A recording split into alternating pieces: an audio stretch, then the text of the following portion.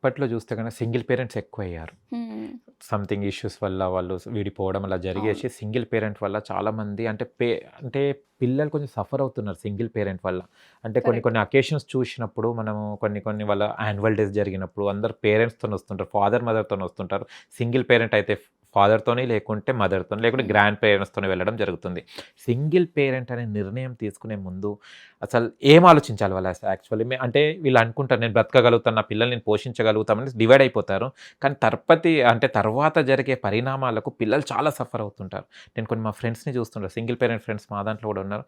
మమ్మల్ని చూసినప్పుడు వాళ్ళు ఈర్ష్యపడుతుంటారు వాళ్ళు. అయ్యో మా డ్యాడీ ఇలా ఉండే, మా మమ్మీ ఇలా ఉంది అని ఫీల్ అవుతుంటారు. సింగిల్ పేరెంట్ డెసిషన్ ఓకేనా? అలా ఒకవేళ సింగిల్ పేరెంట్ ఉంటే తీసుకోవాల్సిన జాగ్రత్తలు ఏంటి? సింగిల్ పేరెంట్గా అవ్వడానికి చాలా రీజన్స్ ఉండొచ్చు. ఎందుకంటే అది 1 టైం చూసో 2 టైం చూసో అది డిసిషన్లు తీసుకోరు. వాళ్ళకు కూడా ఇష్టం ఉండదు సింగిల్గా ఉండాలి అని చెప్పి. ఎన్నో ప్రయత్నాల తర్వాత అలాంటి డిసిషన్ తీసుకోవడం అనేది జరుగుతుంది. విత్ మ్యూచువల్ అండర్స్టాండింగ్స్ అనుకోవచ్చు. కొంతమంది అలా, లేకపోతే కొంతమంది వదిలేసి ఉండొచ్చు అలా. సో 1 సైడెడ్ డిసిషన్స్ ఉండొచ్చు.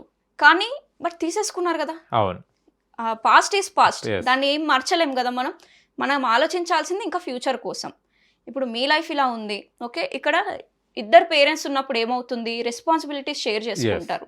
కానీ సింగిల్ పేరెంట్ ఉన్నప్పుడు ఆ మొత్తం రెస్పాన్సిబిలిటీ ఒకరిదే ఉంటుంది. సో మీరు ఎంత స్ట్రాంగ్గా ఉన్నారో చైల్డ్ అంతా స్ట్రాంగ్గా డెవలప్ అవుతాడు.